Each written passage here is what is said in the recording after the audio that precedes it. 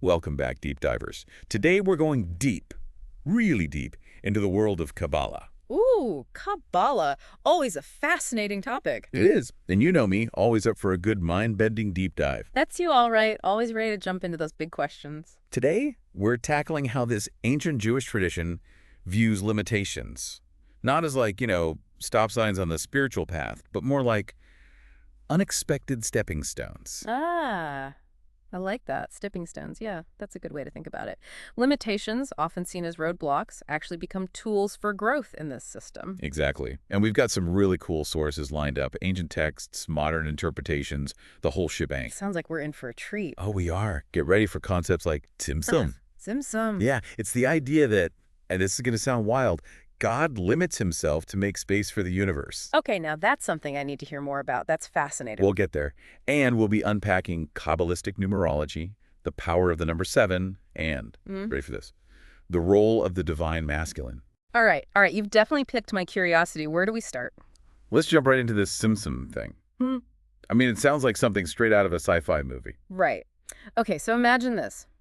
A light so unbelievably bright, so infinite that it fills every single corner of existence. No space, no darkness, just pure light. I'm picturing it. It's intense. That's the idea behind the infinite light of God in Kabbalah. But here's the thing. For anything else to exist, for creation to happen, there needs to be room, right? There needs to be a space for something other than this infinite light. So it's like God needs to make some space, like decluttering a cosmic closet. That's a great way to put it, a cosmic decluttering. And that's where Tzimtzum comes in. It's this wild concept where God, in an act of pure love, contracts, withdraws to make that space for creation. It's like God saying, all right, got to step back a bit and let something amazing happen. Exactly. And the amazing thing is, Kabbalah doesn't see this stepping back, this self-limitation, as weakness. It's actually seen as the ultimate power move. So hold on. How does this Tzimtzum, this God limiting himself, connect to us down here on Earth, to our own, personal growth? Well, think of it this way. Just like God's self-limitation made the universe possible, our own limitations, the things we often see as holding us back, they can be the fertile ground for our own spiritual growth. So instead of seeing our limitations as stop signs, they're more like, the boundaries that define a garden. They give it shape, help it flourish. Yes. Like a sculptor chiseling away at a block of marble, those limitations help shape us, refine us into our unique selves. It's actually through those limitations that we discover our strengths, find our path. Okay, I'm starting to see the potential in this Tzimtzum thing. But how does this tie into the whole divine masculine concept in Kabbalah? I mean, what's the connection there? Great question. In Kabbalah, the divine masculine is often associated with strength, setting boundaries, bringing structure. It's the architect of creation, bringing form and definition to the world. So it's not about like brute force or dominating. It's about a more subtle creative power. Right, and that's where Tzimtzum really connects with the divine masculine. God setting that boundary, separating himself from creation, that's seen as the ultimate expression of masculine power. So it's about using strength and discipline, not to control, but to create. Exactly, like a gardener pruning a tree. It seems like limiting its growth, right? But it's actually helping the tree flourish, directing its energy, shaping it into something beautiful. Okay, I get that. But we live in a world that's all about pushing boundaries, breaking free from limitations, go big or go home kind of vibe. How does Kabbalah reconcile this idea of embracing limitations with that drive to achieve, to grow? That's where things get really interesting. Kabbalah isn't saying we shouldn't strive for growth or challenge ourselves. It's more about recognizing that true growth often comes from working within our limitations. It's about finding creative ways to use those limitations to our advantage. So it's not about denying limitations, but about working with them. Like they're part of the equation, not something to fight against. Exactly. Imagine a dancer, right? They're not fighting their body's limitations. They're learning to work with them, to express themselves through those limitations. It's the same with our spiritual growth. This is a really cool way to look at things. Yeah. Instead of feeling frustrated by limitations, we can see them as what make us. They give us our unique gifts and challenges. Precisely. And this leads us into another fascinating piece of Kabbalah, the idea that suffering and struggle can actually be tools for spiritual growth. Now, that's a tough one. We're so conditioned to avoid suffering, to see it as something bad. How does Kabbalah flip that on its head? Kabbalah teaches that challenges and difficulties aren't punishments, but opportunities. They're chances to confront our limitations, to turn those weaknesses into strength. So instead of running from suffering, we should lean into it. It's not about seeking out suffering, of course, but about recognizing that even our darkest moments have the potential for growth, for enlightenment. Even in our struggles, there's something to be learned, something to be gained. That's a pretty powerful perspective. But do you have any examples from Kabbalah that really bring this idea to life? Absolutely. There's the story of Rabbi Akiva. He started out as a simple shepherd, no education, no fancy titles, but through a series of setbacks, challenges, it pushed him to study, to grow. He eventually became one of the greatest Kabbalistic scholars of all time. Wow, talk about turning limitations into stepping stones. Right. It shows how even what seems like an insurmountable obstacle can be the catalyst for incredible growth. And Kabbalah gives us a framework to understand how to work with those challenges, to use them as fuel for our spiritual journey. Okay, so we've covered a lot of ground here. Tzimtzums, the divine masculine, and now this idea that suffering can be a tool for transformation. It's a lot to process. But my mind is already buzzing with new ways of seeing things. What's next on our Kabbalah journey? Well, you mentioned Kabbalistic numerology earlier. Let's dive into the world of numbers and symbols and see how they can unlock hidden meanings, enhance our spiritual awareness. It's like decoding the language of the universe. Okay, now you've got me hooked. Let's crack those codes. One of the most significant numbers in Kabbalah is 7. 7. Yep, 7. It represents spiritual completion, a state of wholeness, of harmony.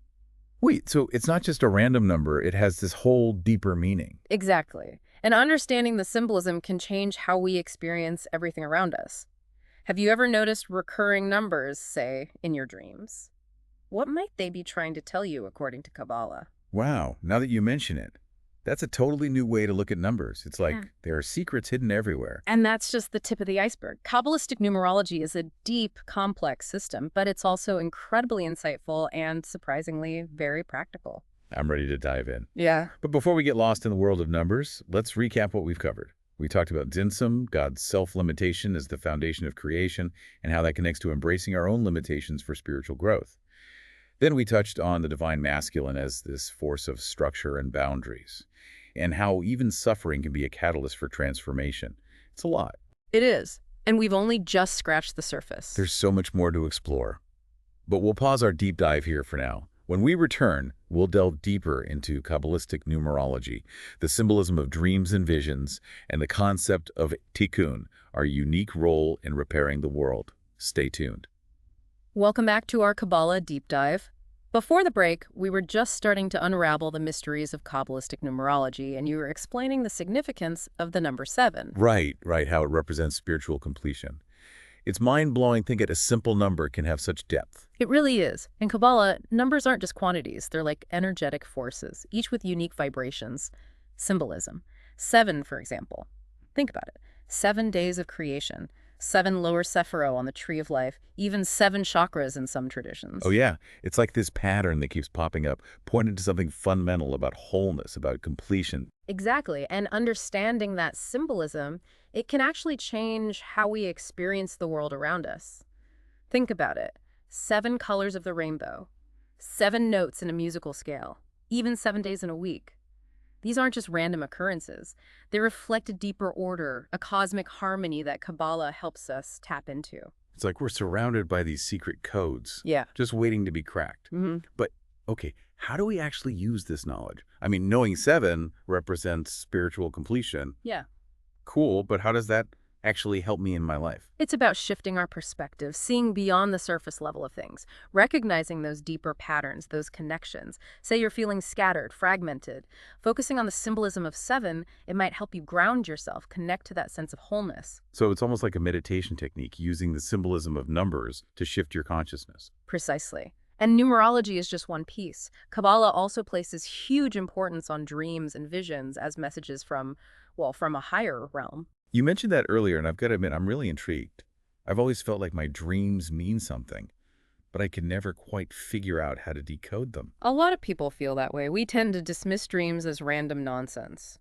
But Kabbalah teaches that they can offer profound guidance, insight. It's like our subconscious mind is trying to communicate with us, but it's using this symbolic language. So it's not just about remembering the plot of the dream, it's about understanding the symbols, the archetypes that show up. Exactly. And Kabbalah gives us two main approaches to dream analysis: numerology Which we talked about. and symbol interpretation. Okay, so how does that work? Like, say you dream of a bird. It's not just like a random bird. Right. In Kabbalah, a bird could symbolize freedom, aspiration, a connection to the spiritual, but the meaning can also be more personal, reflecting your own unique associations. So it's a bit like learning a new language, the language of the subconscious. But how do you become fluent? Any tips or tricks? Keep a dream journal. Write down your dreams as soon as you wake up. The details, the emotions, the symbols that stand out. Then, look for recurring patterns. Consult Kabbalistic resources to help you interpret them. So it's not about finding a one-size-fits-all dream dictionary. It's about developing a personal understanding of your own dream language. Exactly. And remember, dream interpretation, it's more art than science. There's no single right answer. It's about uncovering those layers of meaning that resonate with you. This is seriously making me rethink how I approach my dreams. I feel like I've been ignoring these important messages all this time. And they can be incredibly insightful. There's the story of Rabbi Chanina ben Chakkai. He fasted for 60 days just to receive a dream that would reveal hidden knowledge. Shows you how seriously dreams were taken as sources of revelation. 60 days. Wow. That's dedication. But I guess it makes sense if you believe those dreams are a direct line to something bigger. Right. And it's not just about receiving information. It's about using that information to guide your actions, to make choices aligned with your spiritual purpose. Which brings us back to the idea of limitations as opportunities. We've been talking Tzimtzum, the divine masculine, numerology, now dream interpretation. Is there a connecting thread, a central message running through all of these? Absolutely. The central message is this. Everything in our experience, even what we perceive as limitations, it can all be used as a tool for spiritual evolution. It's about seeing the hidden potential in everything, recognizing that even challenges can be transformed into strength, wisdom. It's about a shift in perspective. I love that. It's not about transcending our limitations. It's about embracing them as essential parts of the journey. Precisely. And that leads us to another fascinating concept, tikkun, which means repair or rectification. Okay, let's break that down. What does tikkun have to do with limitations and spiritual growth? Kabbalah teaches that the world is in a state of, well, brokenness, a kind of cosmic imbalance. And each of us, we have a unique role to play in repairing that brokenness, in bringing about healing, wholeness. So our limitations, they're part of that puzzle. Exactly. They can be seen as opportunities to do tikkun, to contribute our unique gifts, talents to the world. It's like we've each been given a piece of the puzzle to solve, and our limitations are the clues that guide us to the solution. So instead of seeing them as burdens, we can start to see our limitations as invitations to participate in this grand process of repair, transformation. Beautifully put. It's a powerful reminder that even in our imperfections, we have the potential to make a real impact. This is all so inspiring. It's making me rethink how I approach life's challenges. But I've got to be honest, I'm still wrestling with this whole embracing limitations thing. It feels so counter to everything we're taught, you know?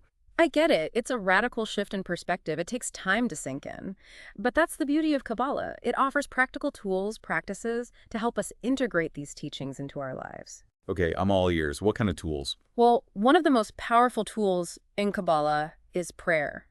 But it's not prayer in the traditional sense, like asking for things or trying to change God's mind. So what is Kabbalistic prayer all about then? It's about alignment, aligning ourselves with the divine will, recognizing our interconnectedness with all of creation, expressing gratitude, even for our limitations. It's like using prayer as a way to shift your perspective, to see things from a higher vantage point. Exactly. And Kabbalah also emphasizes meditation, quieting the mind, connecting with our inner wisdom. So prayer and meditation as tools for embracing limitations and for doing tikkun. Anything else? Kabbalah also offers us this rich symbolic language, helps us understand ourselves, the world around us on a deeper level. We've already talked about numerology, dream interpretation, but there's also the tree of life. It's this incredible map of consciousness outlining the different aspects of our being. Okay, we got to talk about the tree of life. It's one of those symbols that I've always been fascinated by, but honestly, I don't really get it. It is a complex symbol, But at its core, the tree of life represents the structure of the universe, the different levels of spiritual reality. It's made up of 10 interconnected spheres called sephiro, each representing a different divine attribute, a different quality. So each sephira is like a different facet of God's being. That's a great way to put it.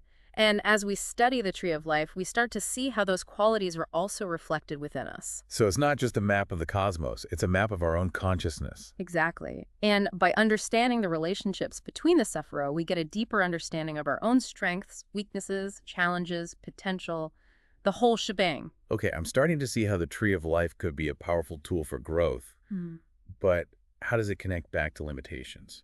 Each sephira has its own unique limitations. For example, the sephira of Agura represents strength, discipline, but it can also manifest as harshness, rigidity. Right. So even divine qualities have a shadow side. Absolutely, and it's by recognizing and embracing those shadow sides, both within ourselves and in the universe, that we achieve true spiritual wholeness. It's about finding that balance, that harmony between different forces. Precisely, and that's where the Kabbalistic concept of love comes in. Okay, let's talk about love.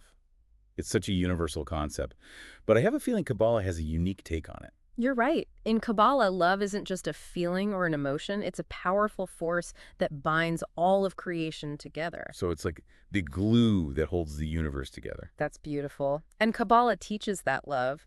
It's the key to unlocking our spiritual potential, to healing the brokenness in ourselves and the world around us. But if love is so powerful, why is there so much suffering in the world? That's a question that's haunted philosophers and theologians forever. But Kabbalah offers a unique perspective. It teaches that suffering can actually be a catalyst for spiritual growth. It's a way for us to confront our limitations and transform them into strengths. So it's not that God causes suffering, it's that God is using suffering as a tool for our evolution. Exactly. It's a challenging concept, but it's at the heart of Kabbalah's understanding of that relationship between the divine and the human. It's like God's saying, I'm not going to shield you from pain because it's through pain that you'll learn and grow. That's a powerful way to put it. And it's a reminder that even in our darkest moments, God is present, working through our struggles to bring about our ultimate good. This interconnectedness, this understanding that even limitations and challenges are woven into the fabric of divine love. That's really at the heart of what Kabbalah is all about. This has been an incredible journey so far. I feel like we've covered so much, from the cosmic to the deeply personal, but there's still so much more to explore, right? Absolutely. Kabbalah is an ocean of wisdom, and we've just dipped our toes in. Well, I'm ready to dive deeper. When we return, we'll explore this Kabbalistic understanding of love in more detail and how it ties into everything we've discussed today. Stay tuned. Welcome back, Deep Divers. Ready to wrap up our Kabbalah exploration? Absolutely.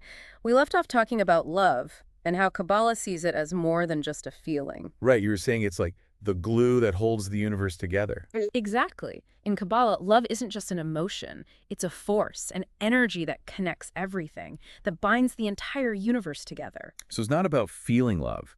It's about recognizing it as this fundamental energy that, underpins all of reality. Exactly. Think about gravity, right? This invisible force that holds the planets in their orbits.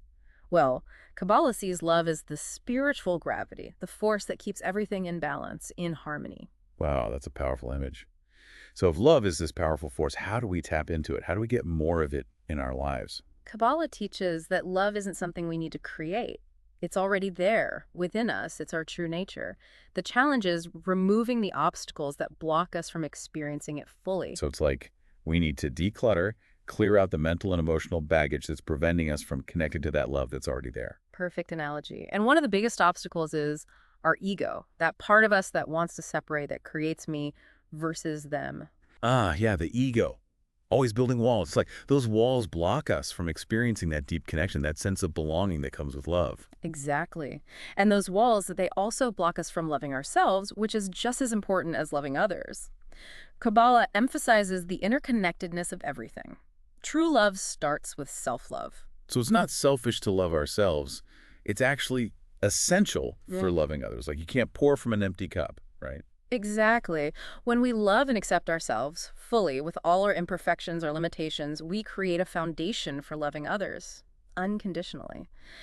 And that brings us back to Tikkun, repairing the world. Oh, yeah, right.